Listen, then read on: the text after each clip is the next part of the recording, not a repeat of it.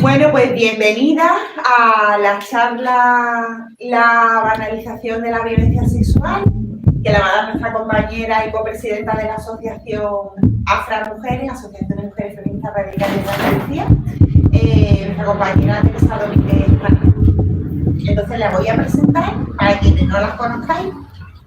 ¿Vale? Pues Teresa Domínguez, siendo profesora y traductora, pronto deja ya la docencia para dedicarse al mundo de la empresa privada relacionada con la automoción y la aeronáutica. Ha sido asistente y traductora para el viceconsulado de Francia en Jerez y locutora durante varios años para Cadena Rato, Onda Cero y La COPE. Fue secretaria de la Mujer por UGT y representante del sindicato en el Consejo Local de la Mujer en el Ayuntamiento de Jerez. Es columnista, divulgadora feminista y no ha dejado de formarse en la materia. Tiene estudios en historia de la teoría feminista y sexualidad en la escuela, entre otros.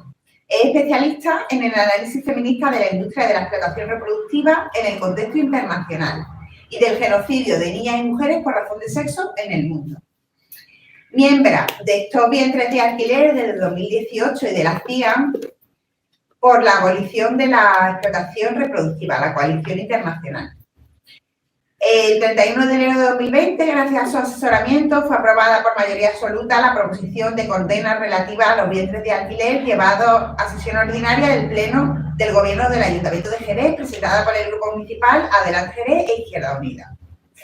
Teresa es además creadora del espacio divulgativo feminista y de derechos humanos Letra Escarlata, que se articula en torno a unas 25.000 personas a través de distintas redes sociales, donde además recoge todos sus artículos y entrevistas que publican en distintos medios, y en el que colaboran algunas compañeras y escritoras feministas.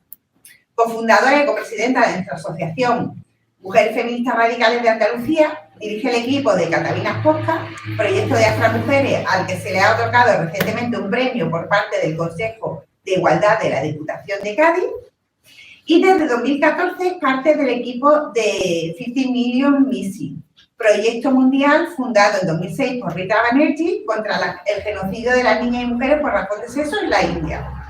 Y en gran parte del mundo, entre otras razones, lucha por conseguir que la Organización de las Naciones Unidas incluya el genocidio de mujeres y niñas por razón de sexo en el Acta de 1948 para la prevención y la sanción del delito de genocidio.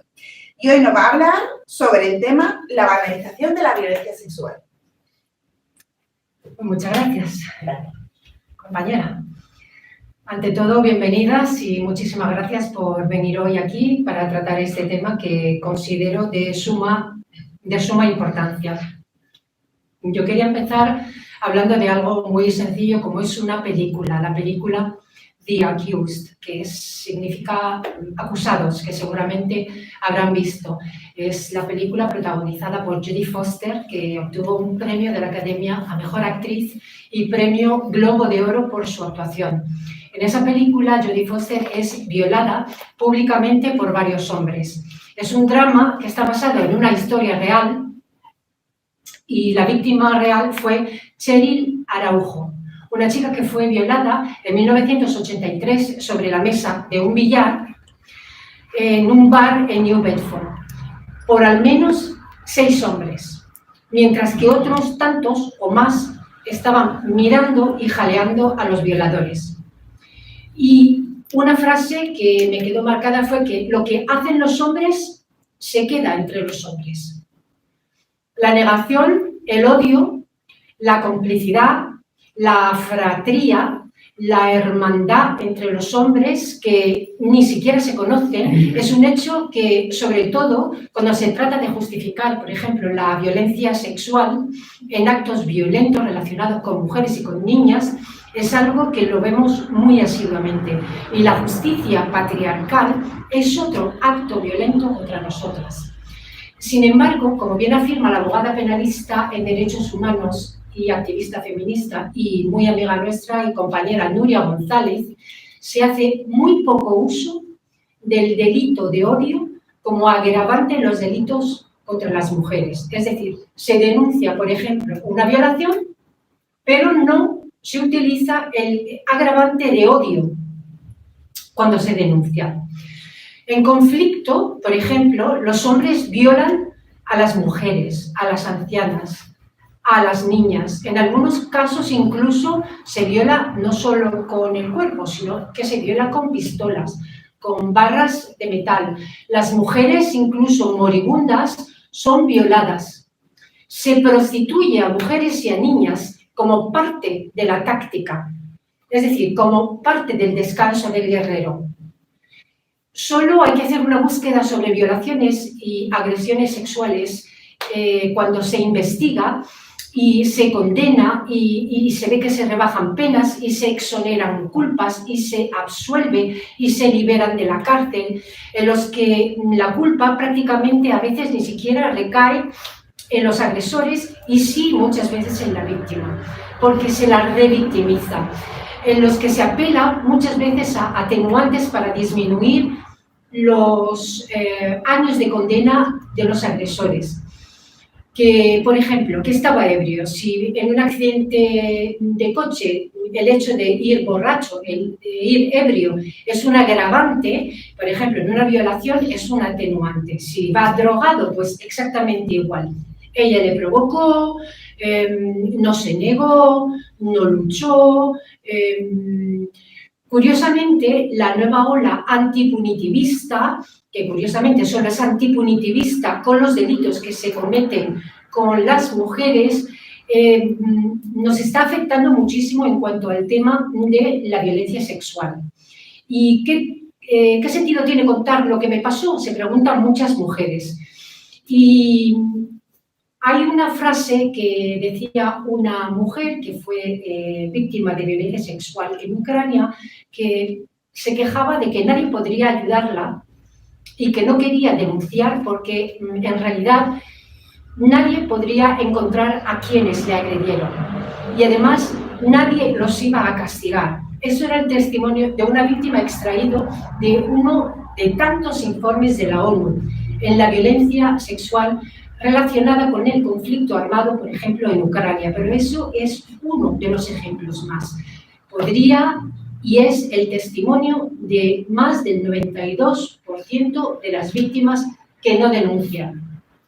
En tiempos de paz, ya no en tiempos de conflicto, en tiempos de paz, los hombres también violan a mujeres, también violan a ancianas y violan a niñas pequeñas y violan incluso a bebés de pocos meses, violan incluso a sus propias hijas, a sobrinas, incluso forman familias a través de la explotación reproductiva para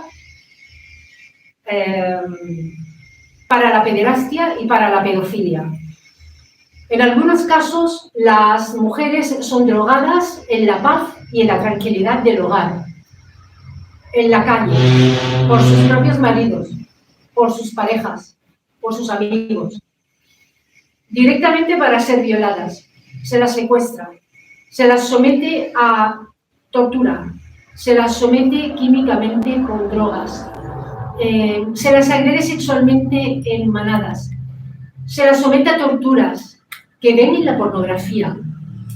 Dicen que Giselle Pelicot marca un antes y un después, pero esta tortura no ha dejado de existir jamás.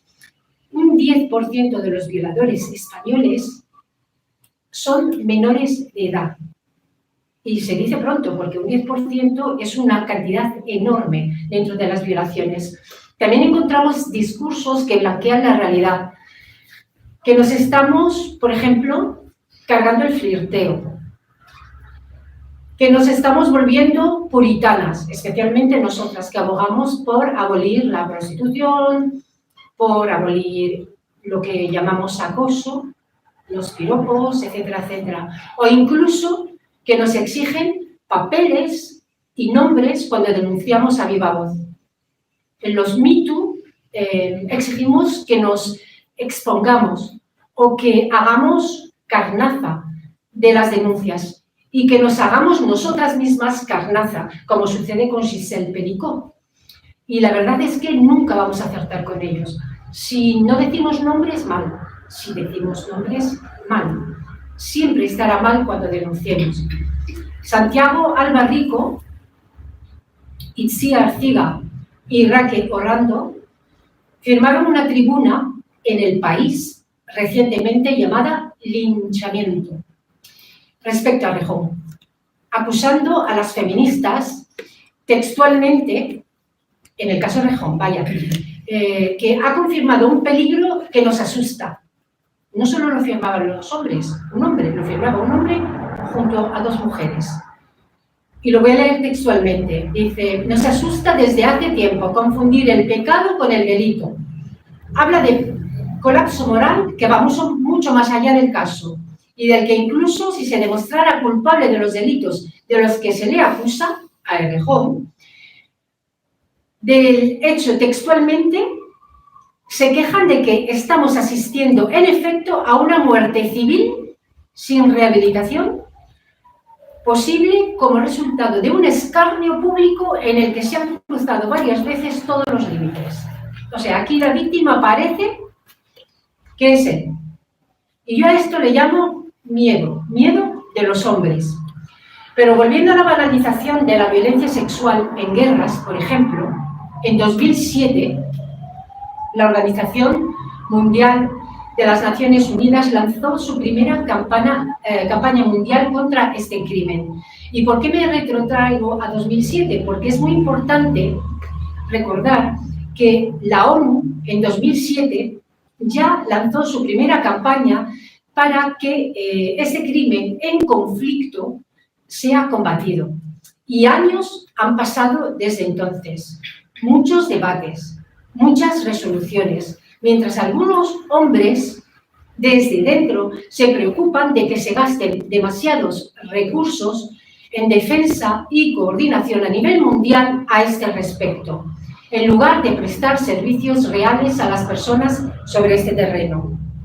Algunos académicos incluso desalientan a los estudiantes a unirse al número cada vez mayor de investigadores que se dedican a estudiar este tema, que es gravísimo, preocupados por la saturación o la motivación o un enfoque equivocado.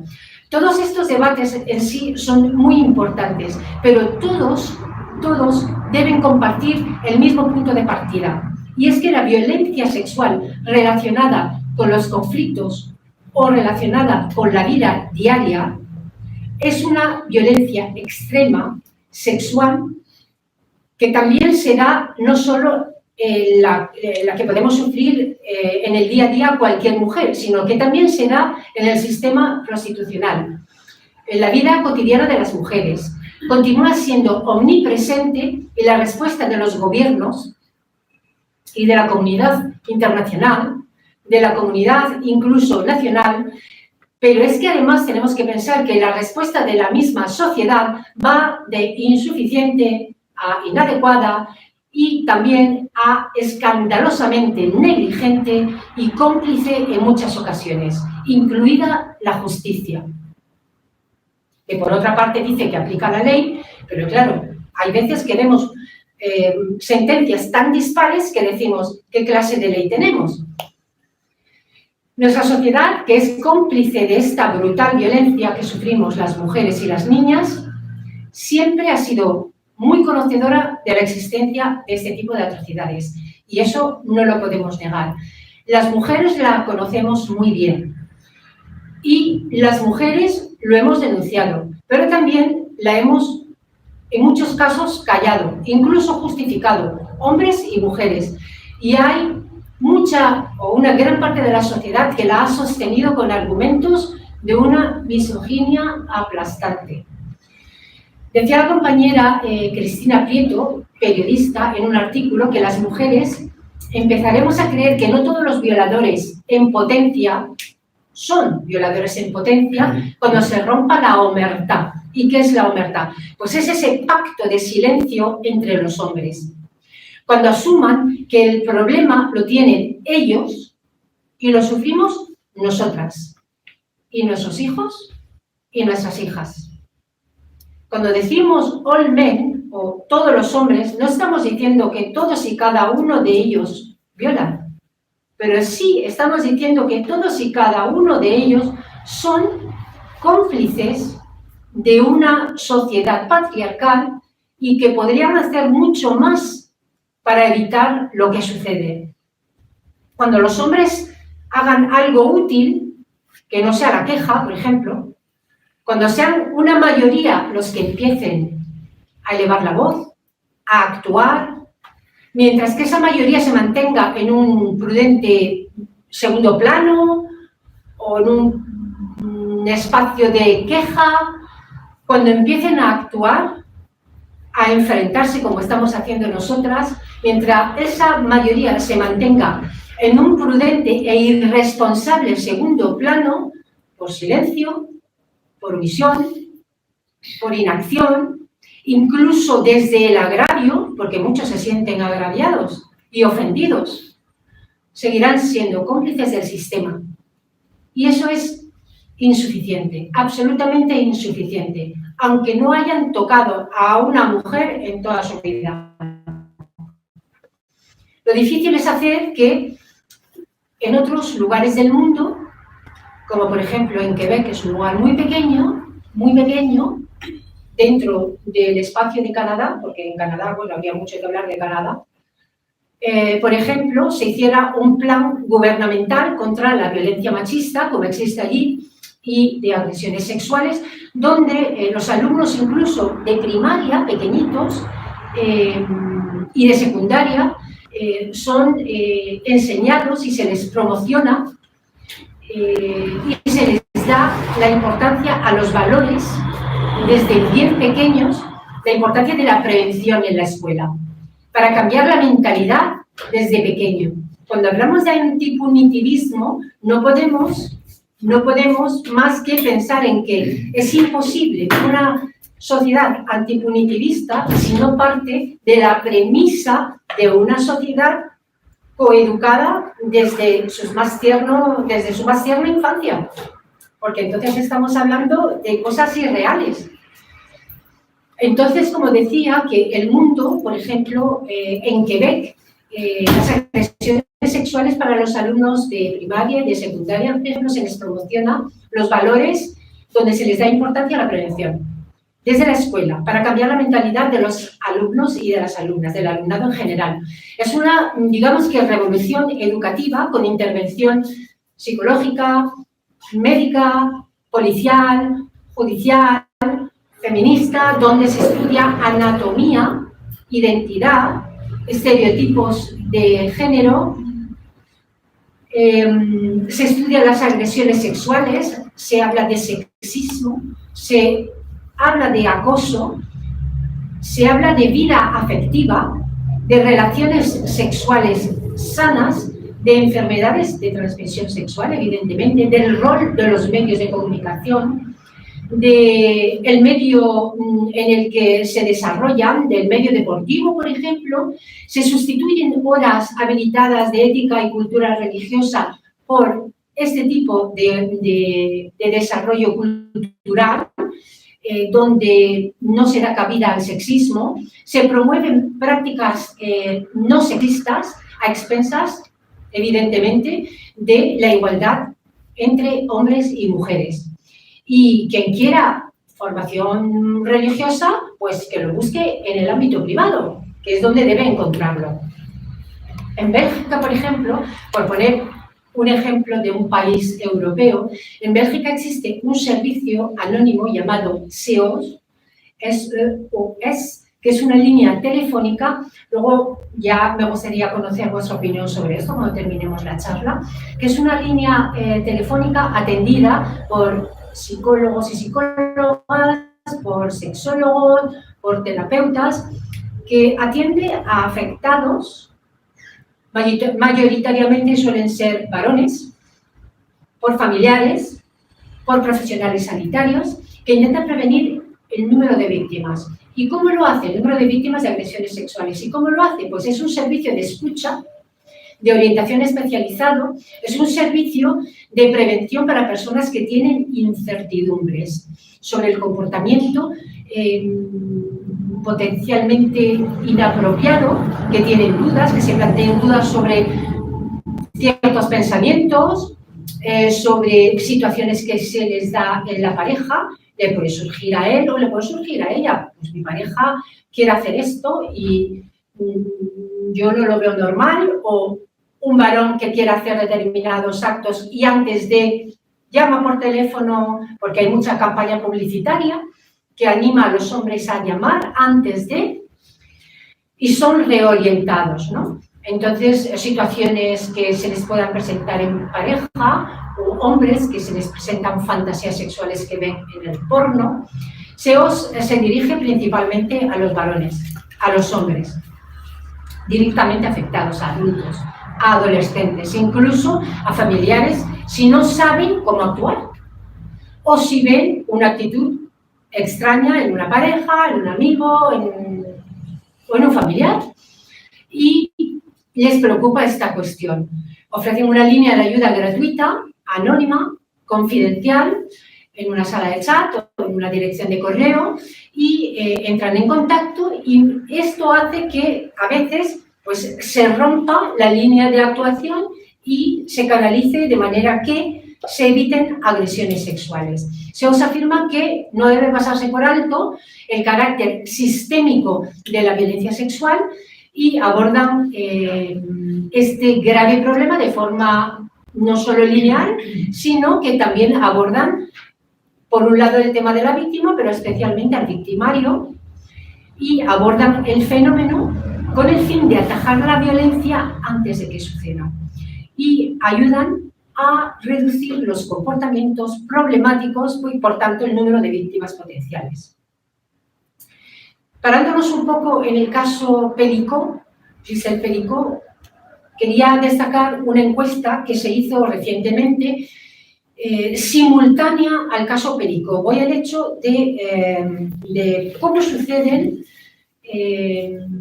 las situaciones de agresiones sexuales a nivel general y luego cómo la prensa reacciona a veces, ¿no? Por otro lado, mientras que hay una plena cobertura, que parece que tenemos una plena cobertura mediática sobre el caso de Giselle Pelicot, en el que todo el mundo parece estar muy concienciado del gravísimo atentado a la dignidad de esta mujer y por ende de todas las mujeres, en el que Giselle ha sido agredida sexualmente y torturada sin saber lo que ocurría realmente, y se empeña por cambiar el foco de este terrible crimen continuado durante 10 años, ¿no?, hacia los perpetradores para que, como se dice, ¿no?, que la vergüenza cambie de bando.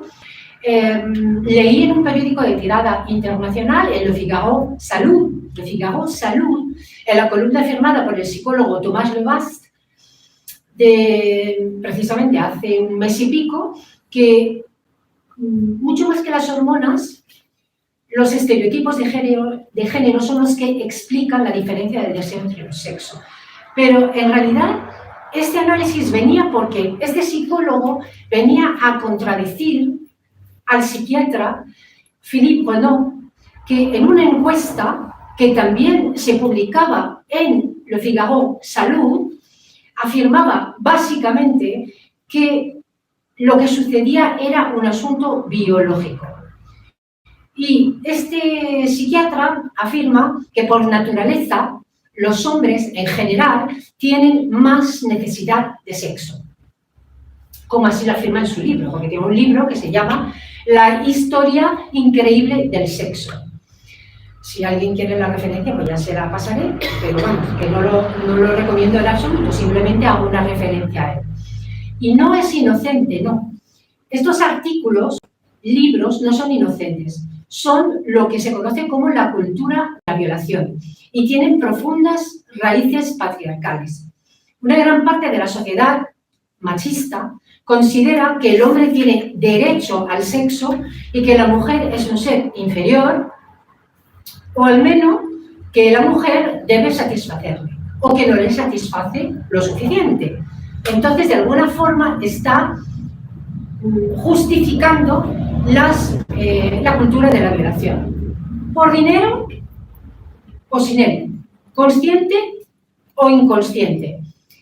De hecho, en su día, y de cara al 25N también, escribió una columna que se titulaba Legitimando la violación, donde el propio premio Nobel de Economía 2019, Abhijit Banerjee, lo voy a traer a colación porque es que me parece gravísimo, intentó explicar en una columna por qué los hombres en India violan.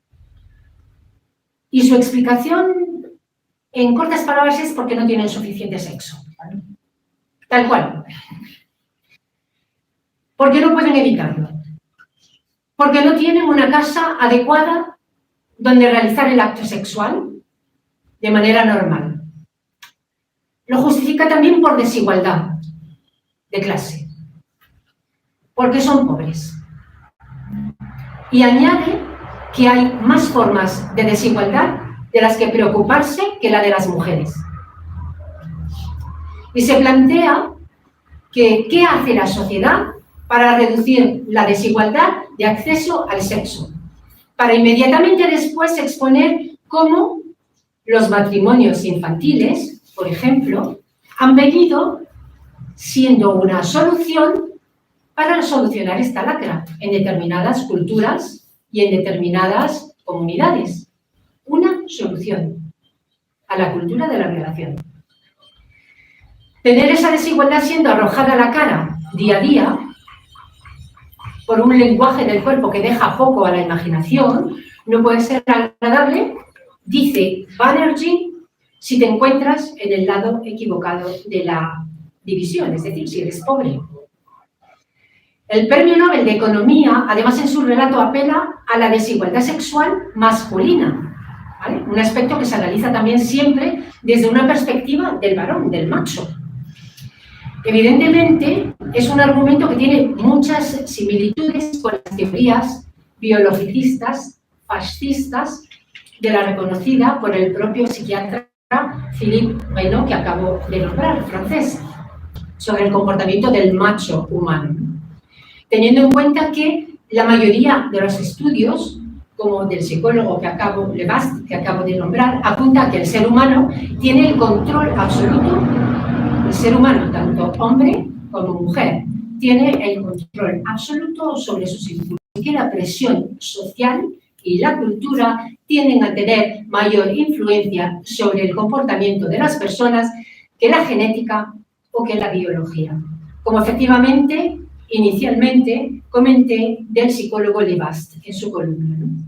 Se trataría de biologicismo en cuanto al soporte ideológico del supremacismo masculino en su intento de justificar la inferioridad de las mujeres y, por otro lado, esa, llamémosle, inevitabilidad del comportamiento del macho o del varón que procede de su natural, llamémosle, agresividad masculina, que inevitablemente coloca al hombre pues, en un estatus de dominación, ¿no?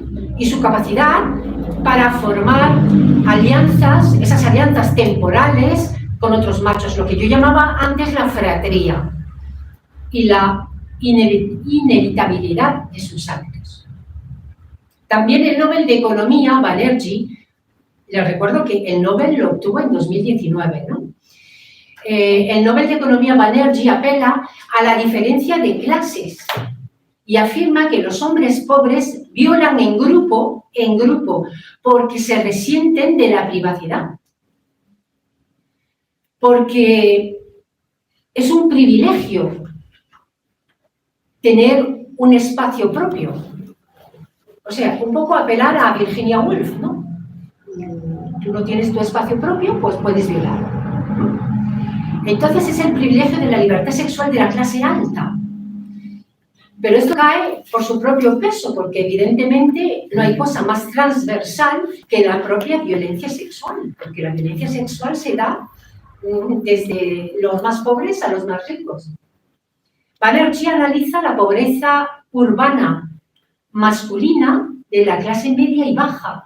Millones de hombres, millones de jóvenes en las esquinas de las calles que no tienen más remedio que volver tarde, por ejemplo, él afirma, ¿no?, a su hogar porque no tienen dónde ni siquiera sentarse. Una triste silla para comer a la mesa, ¿no?, o dormir. hasta que todos hayan cenado y se hayan podido acostar, ¿no? Para acto seguido, preguntarse preocupado que dónde van a dormir, y esos pobres hombres que miran con envidia a otros hombres, ¿no? que tienen un hogar acomodado, o que tienen novias, o que tienen mujeres, ¿no? Y llegar a la conclusión de que ellos también ansían tener familias, tener su mujer, tener sexo, tener su casa, tener su hogar, ¿no? Y llegar a la conclusión de que la culpa de esa desigualdad pues, es de la sociedad y de que ellos violen, pues la tiene la sociedad, que es terriblemente desigual.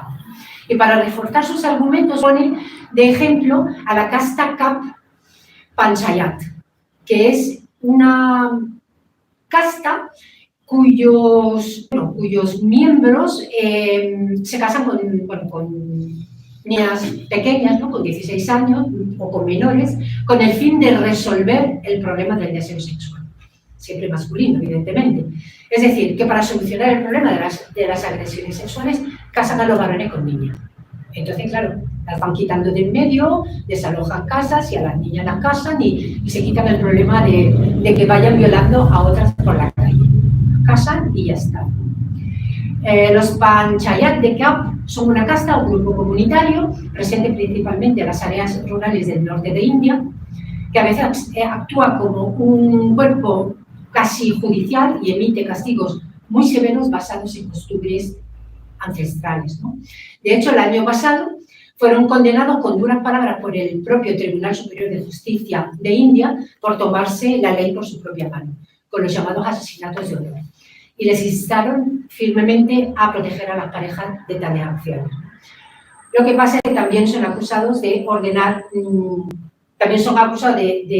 violaciones grupales como medidas correctivas, pero hay que tener en cuenta que la justicia en India funciona de manera irregular y que en la propia justicia hay personas, hombres, que son acusados de violencia sexual, con lo cual la justicia impartida por agresores sexuales es poca justicia.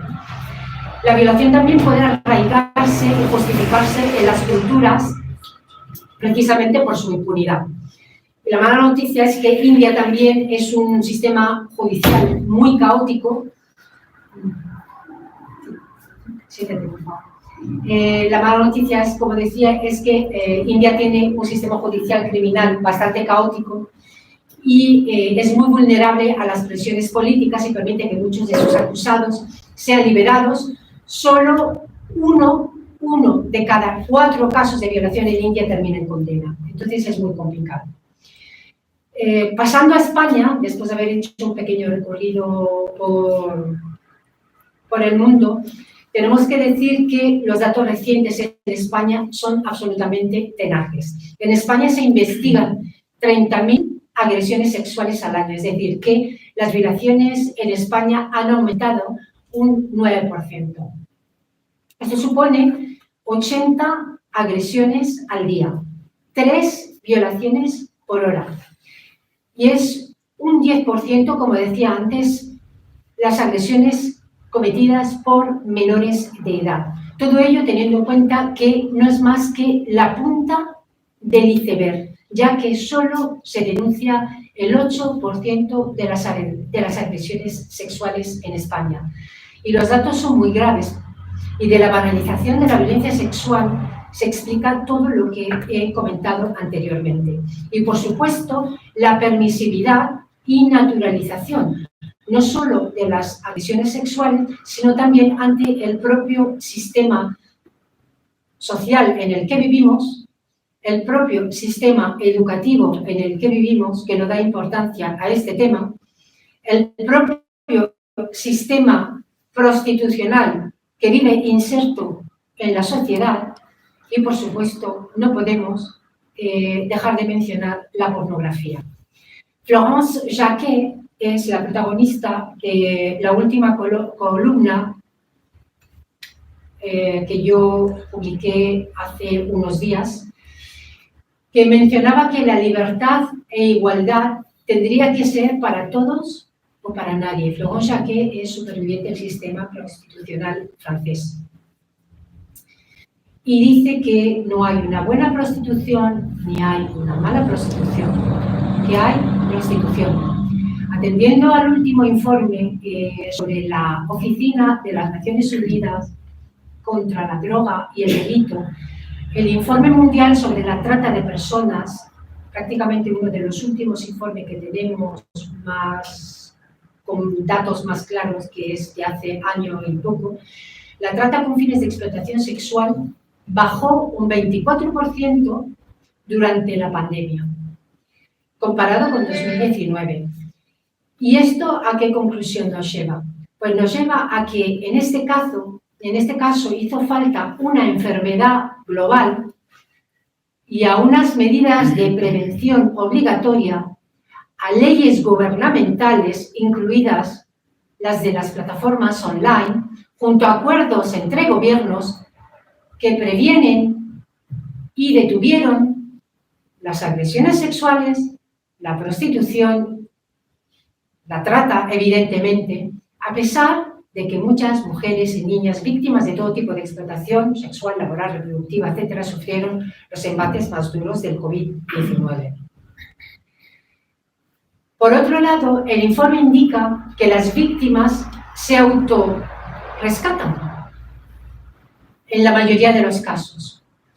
Como conclusión, que la respuesta contra este tipo de agresiones que forman parte de la violencia sexual se quedan cortas, que el 41% lo hace por inacción de los sistemas y lo hace por acción inicial de la víctima, que el 28% lo hace por acción inicial de las instituciones policiales y que el 11% por acción directa de las comunidades o de la comunidad.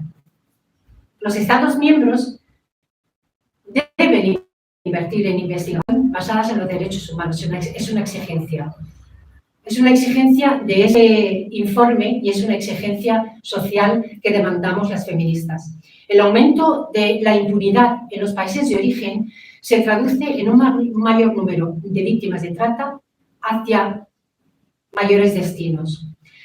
La guerra y los conflictos son otro coto de caza hacia estas mujeres y, por supuesto, un mayor coto de caza de traficantes. Como conclusión podemos sacar que algunos países condenan a menos traficantes y detectan a menos víctimas en comparación con el resto del mundo. Por otro lado, también hay que hablar del cambio climático y los riesgos de la prostitución. Tenemos que decir que en 2021 2.700.000 personas se desplazaron internamente por desastres naturales, que muchas personas cruzaron fronteras, como sabemos, y salen en las noticias para escapar de la pobreza, pero que muchas de esas mujeres y niñas acabaron en manos de los traficantes. Y eso quiere decir que la violencia sexual se sigue cebando con mujeres y con niñas. Pero hay algo que nos llama poderosamente la atención en este informe, y es que se preguntaba este informe si las mujeres son más propensas a ser traficantes que los hombres, porque curiosamente las cifras de las detenidas son más mujeres que hombres. Es curioso. Sin embargo, la respuesta es verdaderamente curiosa porque es evidente que los hombres son más propensos a traficar que las mujeres. Las investigaciones de la Oficina de las Naciones Unidas contra la Droga y el Delito dice que las mujeres son investigadas por trata de personas también, al igual que los hombres. Sin embargo, según los gráficos, se demuestra claramente que si bien las mujeres son investigadas en trata en un 28%, los hombres lo son en un 72%. Pero, sin embargo, las condenadas por trata de mujeres son el 41% y los hombres un 59%. Lo que hace que consideremos esas cifras verdaderamente curiosas, ¿no? Que sean más las mujeres las que sean detenidas que los hombres, cuando son en una amplia mayoría los hombres los que los que tienen el porcentaje mayor de trata. de tráfico, ¿no? Son en su mayoría los proxenetas. En el marco de la conmemoración del Día Internacional contra la Explotación Sexual y Tráfico de Mujeres, las feministas tuvimos la necesidad de apelar a la sociedad y a los gobiernos y a elaborar propuestas que estuvieron relacionadas y consistentes en una respuesta real y efectiva a este gravísimo atentado a los derechos mínimos y a una vida libre de violencia y de explotación. ¿Por qué? Pues porque es una cuestión de derechos humanos y es una cuestión que afecta a todas las mujeres, no solo a las mujeres prostituidas, no solo a las mujeres afectadas por la prostitución, sino a todas las mujeres y a todas las niñas. La prostitución es una forma de violencia y un atentado contra la dignidad humana, según los tratados internacionales. El artículo 6 de la Convención sobre la eliminación de todas las formas de discriminación contra la mujer, la CEDAW, establece que los Estados deben tomar todas las medidas apropiadas, incluida la legislación, para suprimir todas las formas de trata de mujer y explotación de la prostitución de mujeres. El Parlamento Europeo adoptó un informe que insta a los Estados miembros a adoptar el formato abolicionista, como ya hacen, por ejemplo, en Francia desde 2016, que ya castigan a los proxenetas y penalizan a los prostituyentes, a los puteros. Como digo, promueve la despenalización de las personas en situación de prostitución y el acceso a programas de salida de la prostitución a mujeres, pero con ayudas eficaces y reales, y que criminalice la compra de actos sexuales y de todas las formas de proxenetismo. Es evidente que a nivel nacional son necesarias también políticas públicas. Se nos vino abajo una ley que se iba a aprobar de penalizar, como en 2016 en Francia, y seguimos luchando por exigir la urgente tramitación parlamentaria de una propuesta de ley como es la Ley Orgánica Abolicionista del Sistema Prostitucional, en cumplimiento de las resoluciones de las directivas del Parlamento Europeo, donde se establece literalmente que el mercado de la prostitución fomenta la trata de mujeres y niñas y niños y agrava la violencia que sufren, especialmente en los países en los que está legalizada la industria del sexo. Un último dato, sobre todo y especialmente para las personas que defienden el regulacionismo.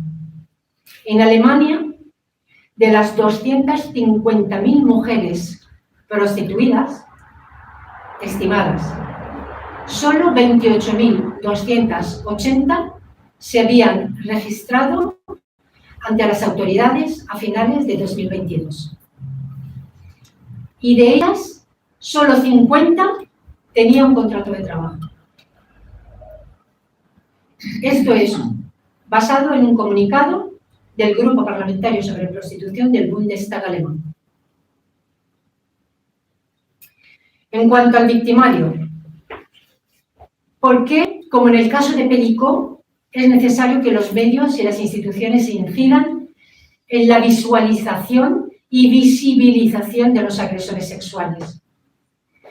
Es necesario que visibilicemos, que hablemos no solo de las víctimas, sino que visibilicemos y hablemos de los prostituidores, de los protagonistas, de los actores responsables, de los cómplices activos de la misma. Visibilizarlos es sacarlos del anonimato, porque la prostitución es violencia machista, como digo. Es explotación sexual de mujeres y es futura explotación sexual de nuestra potencial de nuestras hijas. Y por salir del anonimato, deslegitimiza su comportamiento. Y casualmente, a ninguno de los que la defiende les interesa dar la cara. Justo como en el caso de las agresiones con o sin sumisión química. No hay ninguno en el caso, por ejemplo, de Perico, que haya ido con la cara descubierta, feliz de mostrar su rostro, diciendo que él ha hecho algo maravilloso. O el testimonio de Florence Jacquet, que afirma, bueno, columna por la que he recibido todo tipo de insultos, cuando solo me estaba haciendo eco de las palabras de una mujer sobreviviente del sistema prostitucional, que me pidió que tradujera su testimonio al español. Como el testimonio, repito, de Florence Jacquet, que afirma que la prostitución es el último bastión de una larga historia en la que los deseos de los hombres siempre han prevalecido sobre los deseos de las mujeres. Es importante hablar de los deseos y de la importancia de poner el deseo y no solo el consentimiento en el centro. Algunos intentan hacer creer que la prostitución ha existido siempre, que es posible empoderarse a través de la prostitución como forma de emancipación, y no resulta muy progresista querer mantener un mercado de dominación, de violencia y de explotación de la persona humana, de cualquier persona, ya no solo de las mujeres, a algo parecido a la esclavitud sexual. El sexo es una gran industria, no lo podemos negar, como lo es la explotación reproductiva, como lo es la pornografía, o como lo es la industria de, no sé, del armamento, iba a decir, de la estética, eso iba a decir. La pornografía las nuevas tecnologías contribuyen a trivializar el sistema y crean una demanda para mujeres vulnerables, para mujeres inseguras, para mujeres y para chicas cada vez más jóvenes. La publicidad es cómplice de todo esto a través de la hipersexualización. La publicidad también es cómplice y es la que se encarga de la normalización y de la omnipresencia, ¿no? Y contribuye a esta sexualización general de la sociedad y tiene un gran impacto en las prácticas sexuales y la autoestima de los y de las jóvenes. En el porno, por ejemplo, cientos de miles de mujeres jóvenes, también de chicos, ¿no? Usan TikTok, usan OnlyFans para autopromocionarse, para ganar dinero de una manera que creen voluntaria. Incluso tienen sus managers, que no dejan de ser proxenetas. En el porno, cientos de miles de mujeres son brutalizadas, son violadas para el placer y la audiencia generalmente masculina, que luego además busca reproducir esos actos en sus relaciones sexuales. Pero no solo las relaciones entre jóvenes, sino también muchas mujeres prostituidas mencionan, como mencionaba esta mujer prostituida que yo he traducido en mi última columna, menciona la influencia de la pornografía en la demanda cada vez más específica y degradante de las demandas de los puteros a la hora de solicitar los actos que demandan previo pago. La pornografía se ha convertido en la escuela del sexismo. Esta escuela de violencia sexista, que es la pornografía, debe parar al trivializar y erotizar la violencia sexual. Se entrena a las futuras generaciones a lo que se llama la cultura de la violación, mientras que la prostitución se está disfrazando de elección. Y eso mismo es lo que debemos combatir radicalmente. Esa violencia pornocriminal debe terminar. Las mujeres víctimas deben ser protegidas. Los vídeos ilegales, Jacqueline, esta misma mujer en su última columna nos decía que los vídeos ilegales son un 90% del contenido de la pornografía, los vídeos ilegales, y que esos vídeos deben ser eliminados de los canales de pornografía.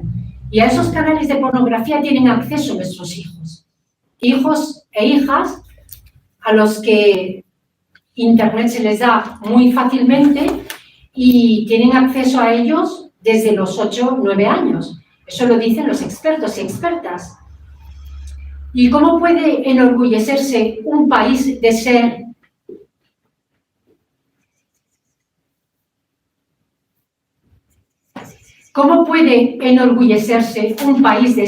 uno de los mayores consumidores de trata a nivel mundial y ser consumidor selecto por esta permisividad absoluta, ilegal?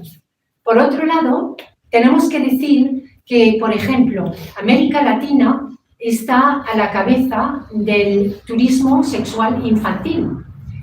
Los datos demuestran que los niños en México, en Brasil, en Colombia, en Perú, en Argentina, son los más afectados, niños y niñas, ¿no?, por los extranjeros que hacen uso de la violación de menores. Y esto no es que lo diga yo, es que lo dice, por ejemplo, UNICEF, que calcula que alrededor de 1,8 millones de niños y niñas sufren explotación sexual en todo el mundo. En algunos países es fácil y muy barato incluso cambiar ropa, alimentos a cambio de sexo. ¿Verdad que sí? Recordemos incluso, y yo he escrito alguna columna sobre ello, que hasta los propios cascos azules han sido acusados de violación en Haití, cuando la gran catástrofe de agresiones sexuales a menores a cambio de galletas. A cambio de galletas. Y estoy hablando de los cascos azules. Y aunque al mismo tiempo la organización ECPAT señala que este fenómeno puede producirse en cualquier lugar y contexto, la pobreza y la desigualdad son factores claves para su concreción. Europa, Estados Unidos, Canadá están a la cabeza de la demanda. Y me pregunto por qué. Perdona, ¿puedes repetir los dos países que has dicho? ¿Los países consumidores o los que son agredidos? Los agredidos Cuando he dicho en América Latina, los niños de América México, Latina, sí, Brasil, sí, Colombia, Perú, pero aquí Estados Unidos, Canadá y Europa. Son los que están a la cabeza de la demanda. Y a pesar de que algunas medidas y campañas están dando resultados, como sucede, por ejemplo, en Tailandia, donde hay medidas a nivel gubernamental, y hay campañas que están dando resultados, hay destinos predilectos para el turismo sexual infantil. Hay países cercanos donde se traslada y se aprovechan vacíos legales, como por ejemplo se traslada el turismo infantil de Tailandia, se ha trasladado a Camboya o a Vietnam. Y la dificultad para abordar esta problemática, por ejemplo, se debe en parte a que muchos estados lo ocultan, lo trivializan y por eso realmente no hay estadísticas homogéneas. Por otro lado, como hablábamos desde España, tenemos la triste desgracia de que somos un referente y debemos, entre comillas, sentirnos muy poco orgullosos de ello, de que España es un referente a nivel mundial en turismo criminal. En cuanto al turismo sexual, estaba diciendo que según la PAP, la plataforma de la abolición de la prostitución, somos los primeros en consumo de turismo sexual infantil en Colombia. Una de las líneas de trabajo para la erradicación de la práctica del turismo sexual, por ejemplo, Es el código de conducta de más de 1000 actores turísticos a nivel mundial. ¿Cómo se podrían encontrar soluciones para este tipo de cosas? Bueno, pues hay una línea de trabajo para erradicar esta práctica. Hay más de 1000 actores turísticos en estos momentos, entre aerolíneas, agentes de viaje, que mantienen una ética corporativa frente a la explotación sexual comercial de niños y niñas y adolescentes, que trata de formar también al personal, porque claro, lo normal es que cuando lleguen a destino preguntan dónde puedo encontrar, qué puedo hacer, entonces establecen políticas para que luego digan, pues nuestro establecimiento no permite este tipo de actividades, forman al personal tanto en el país de origen como en el país de destino, con proveedores que establecen un rechazo absoluto a la explotación sexual, proporcionan información sobre este tipo de turistas, proporcionan catálogos, folletos, etc. Pero, sin embargo, el informe de se llama fpatinternacional.org, está dedicada plenamente a acabar con la explotación infantil. Es una organización de 126 organizaciones de la sociedad civil afiliada a 106 países. Asegura que todavía admite que son muy pocos los países que están concienciados contra este grave problema o esta lacra contra la prostitución y contra el turismo sexual infantil. Abordar el fenómeno de la violencia sexual de forma lineal, formándose únicamente, por ejemplo, una idea desde las víctimas, sería solo ver una cara del problema. Abordar el fenómeno de la violencia sexual, por ejemplo, solo enfocando a la víctima, sería, en la mayoría de los casos, como poner en duda a las víctimas. Es tratar una parte del problema sin tratar de entender que la mayor parte y la gravedad del problema está en la parte del victimario. Es intentar no comprender, por ejemplo, cómo actividades desarrolladas en Bélgica, por ejemplo, con SEOs, es tratar de desarrollar una visión mucho más amplia, aportando soluciones que visibilicen la parte en la que el que produce el daño en la mujer pueda ser importante y necesario para poner el foco en el victimario antes de que cometa sus crímenes. Que se limite, por ejemplo, el acceso a la pornografía, que como estamos poniendo ahora en España, que se apueste por servicios especializados que sean preventivos y se bajen las tasas de la criminalidad, siempre que sea con atención anterior a la comisión del delito. Que se ponga atención a la coeducación. La coeducación es fundamental. Hace muchos años que las feministas venimos diciendo la importancia de la coeducación en la escuela. Desde en los planes educativos en las escuelas, sin embargo, no se han puesto en marcha. ¿Por qué? Las escuelas no tienen como un mandato esencial la coeducación. Es importante que la educación sea mandatoria en las escuelas. Por último, como decía la abogada y experta Nuria González, se debería hacer uso con más frecuencia del artículo 510 en una escena de una película. La cultura de la violación existe. La justicia patriarcal también. Una cultura que cree que un niño o una niña consiente con el silencio, con la falta de reacción, o que cree que simplemente callar es consentir, consiente o que no tiene reacción, o que cree ciencia cierta que una niña o un niño cree o quiere porque se calla, es una sociedad enferma. La protagonista de la película Hard Candy tenía 14 años. Cuando habla con el pederasta lo expresa muy bien.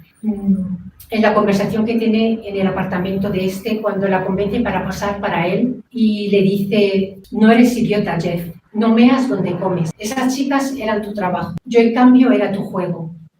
Y él le contestó: pero fuiste tú la que te insinuaste a mí. Todos dicen lo mismo. Y él le pregunta: ¿quiénes? Y ella contesta: ¿quiénes? Todos los pedófilos. Que si era muy sexy, que si lo estaba pidiendo, o a una joven, o a una mujer que no sabe reaccionar o que se queda en silencio.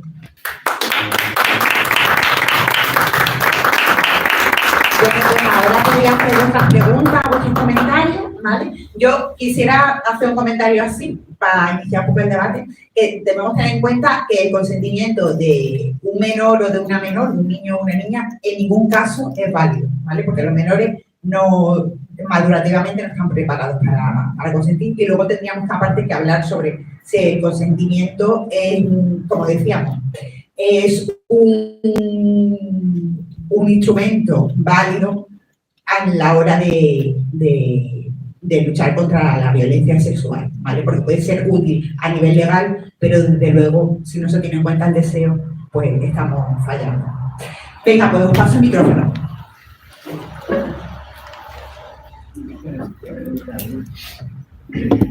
No me hace falta el micrófono. Sí, pero para que se escuche bien. Así se me escucha bien, yo quiero hablar. A mí me gustaría que nos hablara un poquito más sobre la violencia estética. Un poquito, da un matiz más. Sobre la violencia estética. Bueno, la violencia estética es un tema que vamos a tratar un día. Pero la violencia estética en general es un tema. Todas estamos educadas en un sistema patriarcal y todas tenemos una educación que hemos recibido en la que estamos educadas en unos mandatos, estar siempre más, menos joven, tenemos que tener un físico determinado, ya sea para conseguir un trabajo, ya sea para incluso ante nosotras mismas, ¿no? Nos ponemos nuestras propias barreras, ¿no? Romper con esas barreras es casi un hito. Cada una lo hace a su propio ritmo y no deja de ser una violencia porque estamos viendo como muchas jóvenes hoy en día están siendo, sin quererlo, condenadas a continuar desde la propia voluntad. Se cree que desde la propia voluntad, instada por la sociedad, por conseguir admiración, por conseguir público, por el clic rápido, por los clickbaits, necesitamos partir de una educación sin roles sexistas. Todos estamos influenciados por unos estereotipos de género. Y cuando hablaba de la coeducación, quería hacer inciso en que es fundamental para que seamos una sociedad igualitaria y no tengamos la influencia de estos estereotipos y no tengamos la influencia, como incluso hemos dejado entrever con estas tendencias biologicistas de estos grandes pensadores, incluso psiquiatras actuales y psicólogos que tienen el pensamiento de que el biologicismo influye en el comportamiento del ser humano, ¿no? Y no es nada cultural, sino que hombres y mujeres biológicamente somos diferentes, como si hubiera un cerebro rosa y un cerebro azul, ¿no? Y yo creo que todo esto se podría evitar si se nos educara de la misma manera. Por eso considero que la violencia estética es una violencia que no solo afecta a las mujeres, sino que también afecta a los hombres, porque de la misma manera que nos perjudica en la violencia sexual, y el título de la ponencia es la banalización de la violencia sexual, y banaliza la violencia sexual que sufrimos las mujeres y las niñas mayoritariamente, y algunas personas de la comunidad gay, por ejemplo, ¿no? Por los estereotipos que sufrimos. Sí considero que la estética lo es. En el aspecto físico, la estética influye no solo en el aspecto físico para vernos más hermosas, por ejemplo, también influye en el hecho de querer vernos de una apariencia u otra, o querernos ser una cosa u otra, ¿no? Como está pasando con los roles de género. Eso también es muy grave. ¿Por qué hemos de desechar como somos? Entendemos que la medicina avanza para curar al ser humano y que beneficia a una gran industria, como es la industria de la estética o la industria de la explotación reproductiva. Todo eso, todo lo que beneficia a una gran industria o la industria farmacéutica, a mi modo de ver. Hola, buenos días, Teresa. Gracias. Antes ha dicho que España estaba en la tercera posición en consumo de prostitución. ¿Cuáles son los dos países que están adelante? Segunda pregunta, has hablado de los países sudamericanos donde hay mucha prostitución y proxenetismo de niñas. ¿Los has citado por orden de consumo o solamente de forma global, por decirlo de alguna manera? No los he nombrado por orden, los he nombrado como los nombra UNICEF. Vale. ¿Vale? Porque entre otros países está, por ejemplo, Puerto Rico. Sí. También, He nombrado por orden donde más turismo sexual infantil hay. Vale, y la tercera. No lo considero prostitución, lo considero un crimen. Crimen, ya. Lo considero un crimen porque son niñas y niños. Sí. Mayoritariamente niñas, pero son niños. Y la tercera pregunta es si tienes previsto investigar, por ejemplo, en África. Lo digo porque los padres, por desgracia, son los que empujan a las hijas a prostituirse para poder ayudar en casa. Y lo digo porque lo he vivido y lo he visto día a día, ¿no? Y creo que sería interesante también dar una vuelta por ahí.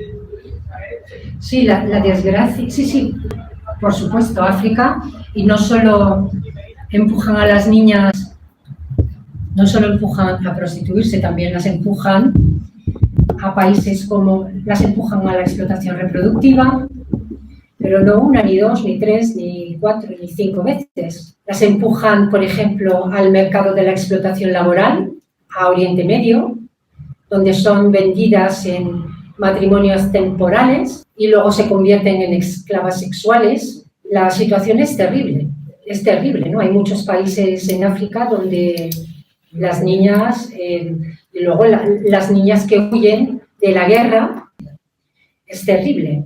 Por eso decía que la prostitución, de ninguna de las maneras, yo no hago diferencia entre prostitución y trata. No hay prostitución buena, prostitución mala. Claro, podemos decir que la trata es la cadena de suministro de la prostitución. Efectivamente, como no hay suficiente mujer en la prostitución, se tira de la trata, se esclaviza, se roban a mujeres y niñas, se esclavizan, se cogen a las mujeres que están huyendo de lugares de conflicto. Es terrible. Y también pues, se esclavizan para trabajos forzados, para esclavitud sexual, para esclavitud reproductiva. Y como está incrementando esta industria estética, farmacéutica, llamémosla como queramos llamarla, porque toda es la misma, la industria farmacéutica es la misma. Y España en la cabeza, que tenemos que decir que España está a la cabeza de esas empresas. Estamos a la cabeza de muchas de las empresas. A mí me gustaría felicitarte en primer lugar por tu bonita conferencia y sobre todo tu visión global casi del mundo, ¿no? Porque nos has dado pinceladas de muchísimos países, de qué se está haciendo. Nos has puesto en la pista de qué se hace, pero obviamente el ejemplo de que ve que el deseable creo que para todo y para todas. Y a mí me gustaría, dentro de esa línea, que al final ha acabado hablando de España con sus porcentajes correspondientes y tal, han dado unos 3, 4 consejos que serían como la solución. Pensemos en ponerle solución a este problema, ¿vale? Si pensamos en ponerle solución a este problema, ¿qué 3, 4 cosas que estén en nuestra mano podemos afianzar, pensar, discutir y llevar a cabo? Las soluciones, yo lo tengo claro, yo lo tengo clarísimo y yo creo que todas las que estamos aquí lo tenemos clarísimo. Lo que no tengo tan claro es por qué los años de gobierno de izquierda no lo tienen tan claro. porque gobiernos conservadores han estado ahí y no han hecho nada. Gobiernos de progresistas de izquierda tampoco han hecho nada. Entonces, nosotras, desde nuestras posiciones, presionamos. ¿Qué queremos? Pues lo hemos dejado claro, queremos coeducación.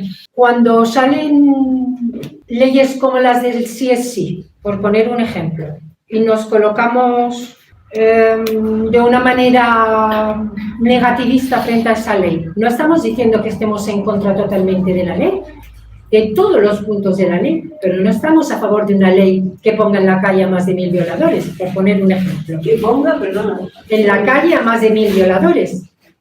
¿Por qué no somos antipunitivistas? Hombre, si fuésemos una sociedad, pongámonos en el hipotético caso de que fuésemos una sociedad ideal, en el que hubiese coeducación desde hace 20 años, porque la coeducación pasa como con el tema del abolicionismo. Los resultados de una sociedad abolicionista se ven a partir de la segunda o tercera generación. En Suecia, por ejemplo, los jóvenes de 20, 30 años no consumen prostitución, no pueden imaginar siquiera consumir prostitución. ¿Quiénes son los que consumen prostitución allí? No vamos a decir que es un país idóneo donde no hay consumo de prostitución, pero los que consumen prostitución son los que tienen de 45 50 para arriba.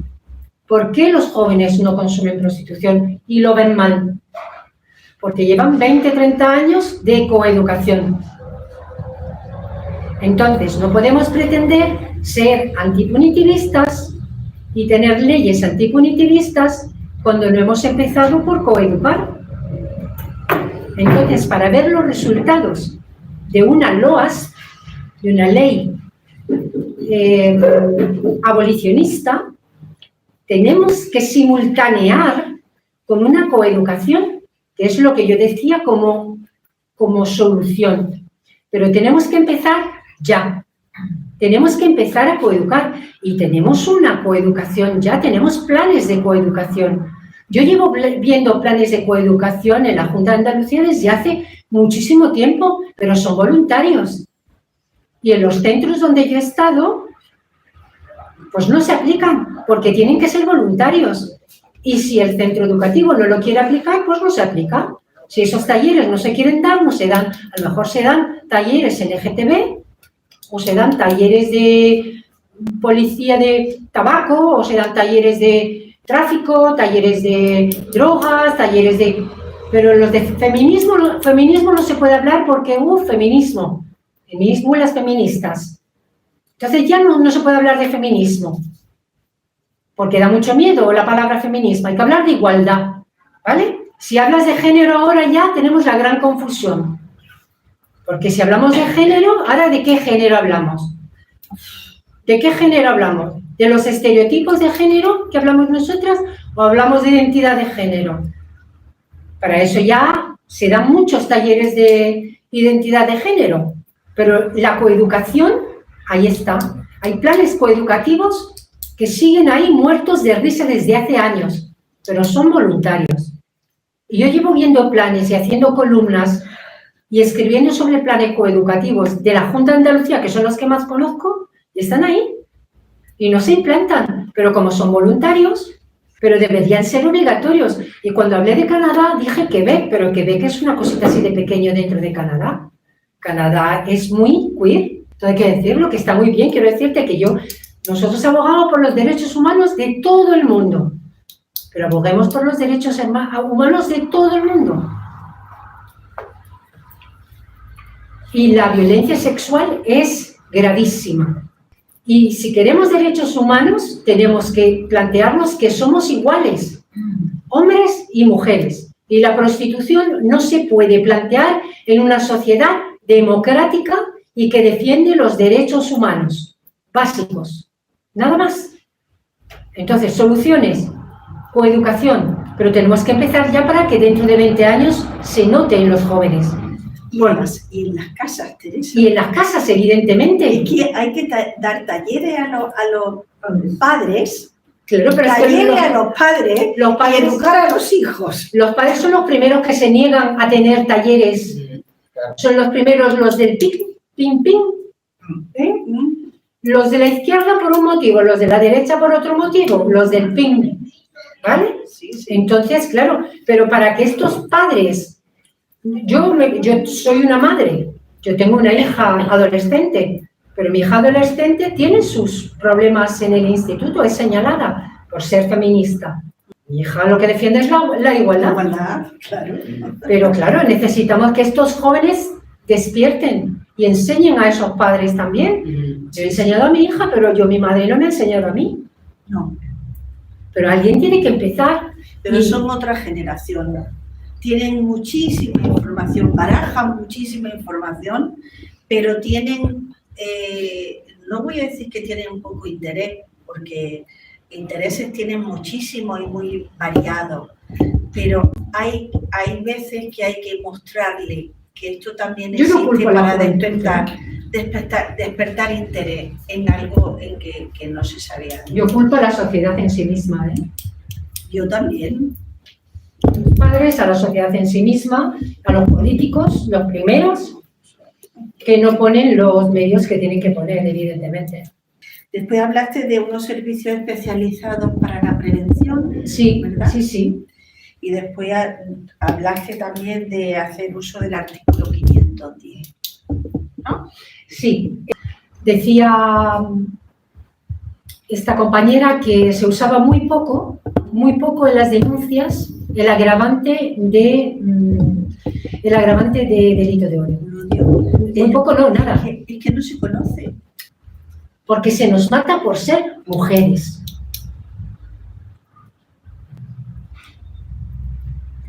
Bueno, pues si no hay ninguna preguntita más, pues vamos a pasar ahora a tomar algo aquí que hemos preparado, una bebida, unas cositas.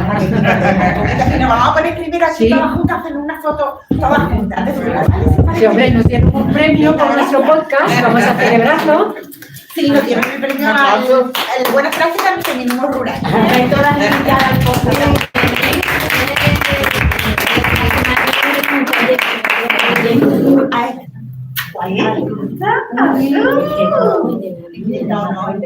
Quería daros las gracias a todos los que nos habéis seguido por YouTube. Un beso muy grande.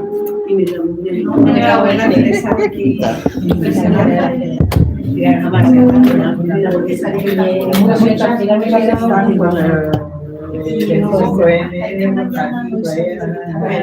Las abuelas.